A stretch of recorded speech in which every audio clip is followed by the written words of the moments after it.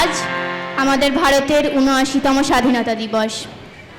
এই দিনটি আমরা পালন করতে চলেছি শত শত বিপ্লবীদের আত্মবলিদানের বিনিময়ে। এনাদের মধ্যে একজন ছিলেন যিনি আমাদের ভারতবাসীর মধ্যে আজও অমর আছেন।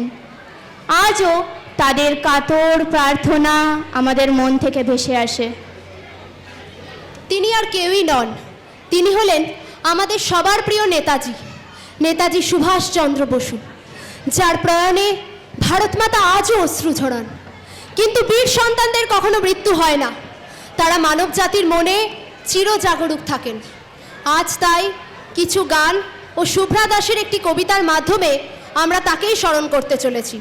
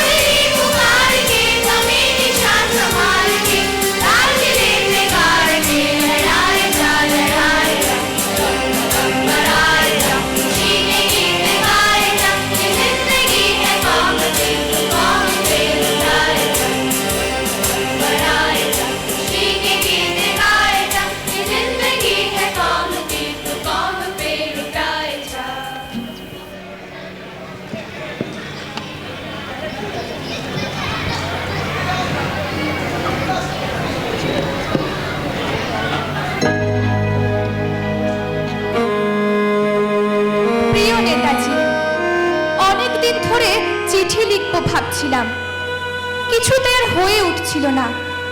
আজ কোনো একটা ঘটনার নিরিখে তোমাকে চিঠি লিখতে বসলাম। ছেলেবেলায় আমাদের দোতলার ড্রয়িং রুমে তোমার ছবি, জন্মদিনে পেতাম বই, সেখানেও তুমি। বাবার গল্পে তোমারই বীরত্ব, দেখতে দেখতে শুনতে শুনতে ক্রমে আমিও তোমার ভক্ত। বাবা বলতেন ইন্ডিয়ার আর একজন নেতাজির দরকার ছিল। মা গাইতেন বীর সুভাষের মহান দেশ। দাদু বলতেন ছেলেটাকে ওরা শেষ করে দিল। ঠাম্মার চোখে তখন আঁচলের খুঁট।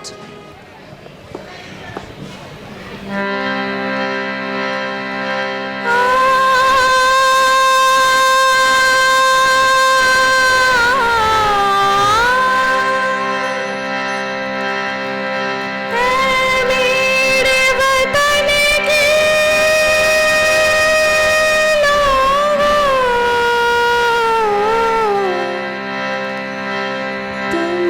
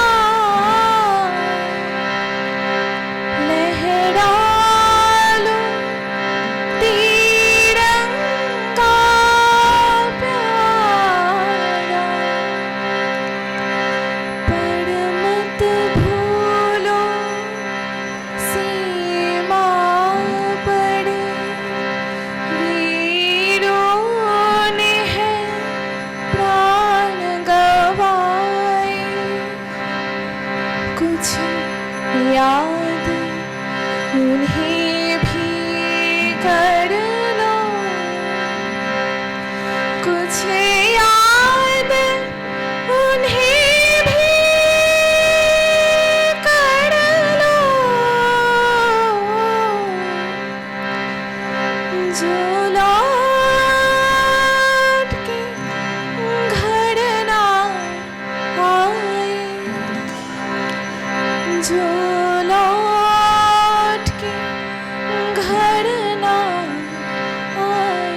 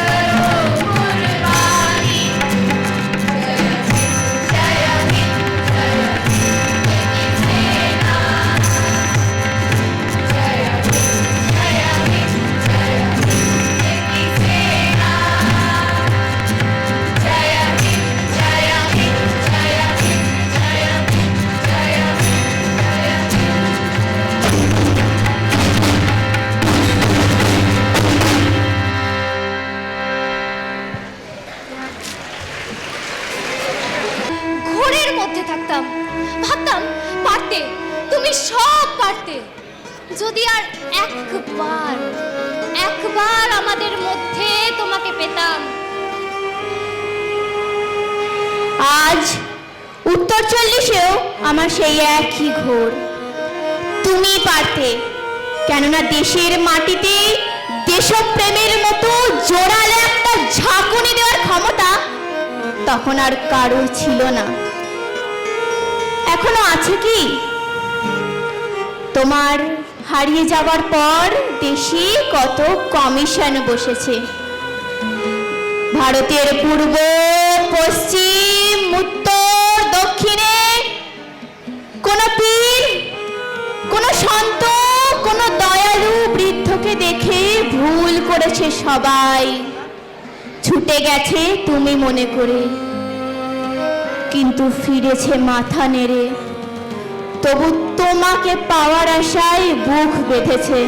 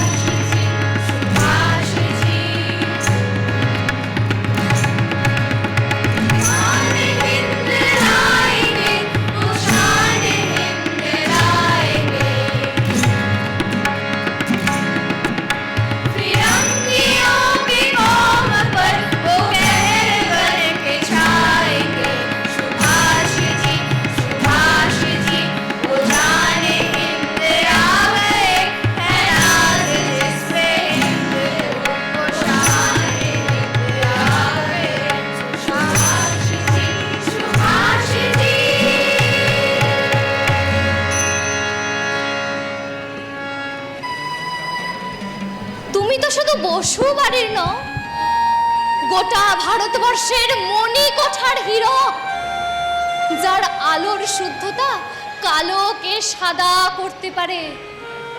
এই বিশ্বাসে ভর করে সবাই ভেবেছিল তুমি আসবে, আসবেই, কিন্তু এলে না। কেটে গেল অনেকগুলো বছর, পেরিয়ে এলাম জীবনের অনেক গলিগুজি। তুমি এখন বিমানবন্দরে, সভা সমিতিতে, রিসার্চ ব্যুরোতে, এমনকি ছেলের নামকরণেও। শুধু হৃদয় যেন দোলা দেয় না। জানো, তোমার জন্মদিনটা এখন সবাই ছুটির দিন বলে আয়েশ করে উপভোগ করে। আর ছেলেরা, তারা তো দেশ থেকে বিদেশের খবরই বেশি রাখে। আর মেয়েরা, তারাও স্বাধীনতার ভেলায় চড়ে হতচকিত। শুধু মাটিটা কাঁদে, সেই কান্না যেন ভূমিকম্প, খরা, এল নিনো, বন্যা হয়ে চারিদিক ভাসিয়ে দেয়।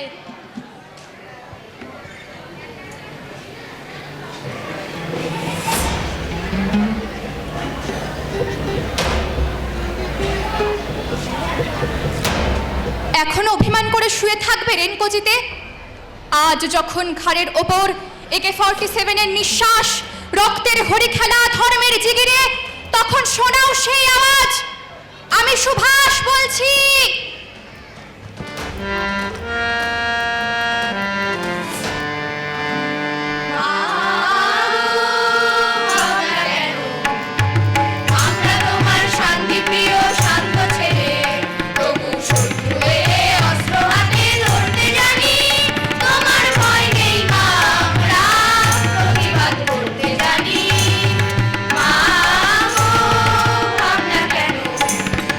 আমরা তোমার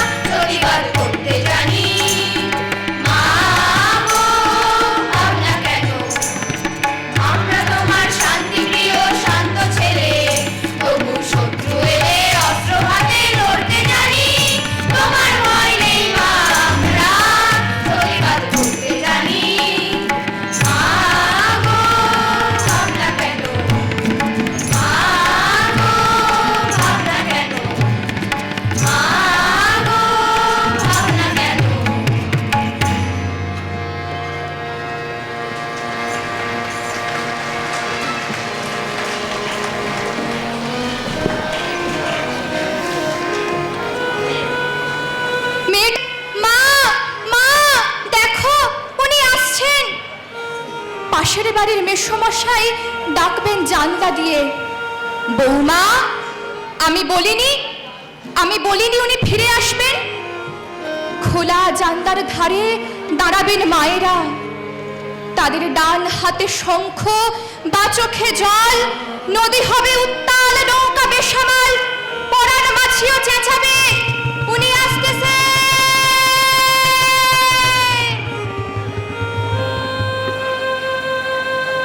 সবুজ মাঠে শিশুদের হাতে পতাকার দোলা, উনি আসছেন, উনি আসছেন, উনি ফিরে আসছেন।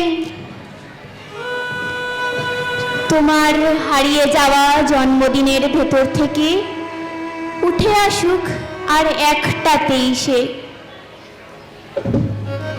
আজ এই স্বাধীনতার মুহূর্তে দাঁড়িয়ে তোমাকে আমার এই চিঠি। প্রণাম নিও। ভালো থেকো নেতাজি, ভালো থেকো।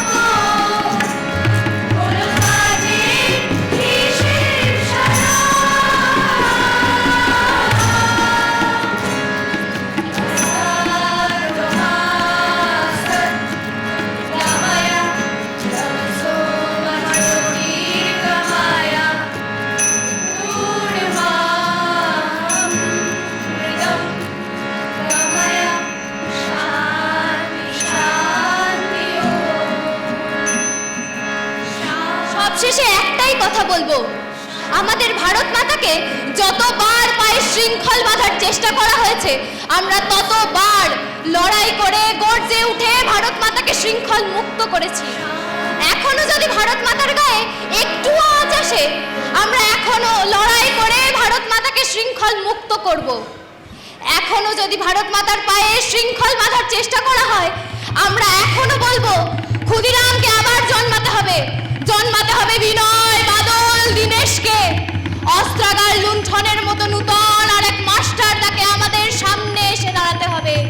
নূতন আরেক নেতাজিকে সমগ্র ভারতবাসীর সামনে এসে বলতে হবে, হে লাঞ্ছিত ভারতবাসী, হে নিপীড়িত ভারতবাসী, হে সর্বহারা ভিখারি জনতা, তোমরা আমাকে রক্ত দাও, আমি তোমাদের স্বাধীনতা দেব। You give me blood and I shall give you freedom. You give me blood and I shall give you freedom. Bharat माता की जय! भारत माता की जय! भारत माता की जय!